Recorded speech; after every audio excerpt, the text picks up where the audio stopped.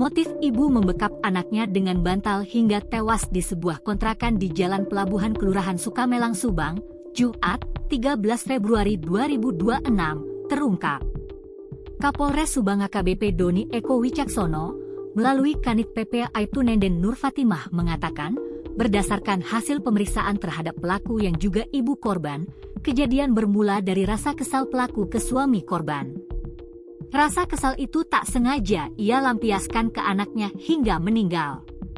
Saat itu pelaku atau ibu korban KN, 29, baru saja bertengkar di telepon dengan suaminya yang saat ini bekerja di Cirebon. Pertengkaran tersebut sering terjadi di kehidupan pasutri tersebut, kata Nenden, saat dihubungi Kompas.com, Minggu, 15 Februari 2026, siang. Menurutnya, saat pertengkaran via telepon di hari Jumat itu, anaknya sedang rewel dan menangis. Tanpa sengaja, mulut korban MA, 6, dibekap pelaku dengan bantal agar diam dan tidak rewel. Namun bekapan tersebut ternyata berujung maut. Jadi pelaku saat itu lagi bertengkar dengan suaminya via telepon selular, tiba-tiba korban menangis hingga ibu korban kesal dan akhirnya membekap mulut menggunakan bantal hingga menyebabkan korban tewas kehabisan napas, katanya. Lanjut Nenden, setelah korban meninggal, pelaku membawa korban ke tempat tidur untuk ditidurkan seperti layaknya anak kecil tidur. Korban ditidurkan oleh pelaku sedang memeluk guling, padahal posisinya sudah meninggal, ucapnya.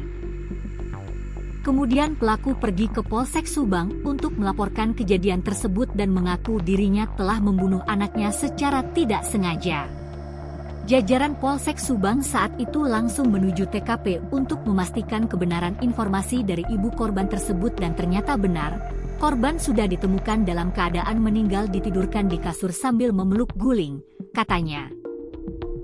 Saat peristiwa maut tersebut terjadi, pelaku hanya tinggal bersama ketiga anaknya termasuk korban, sementara suaminya bekerja di Cirebon.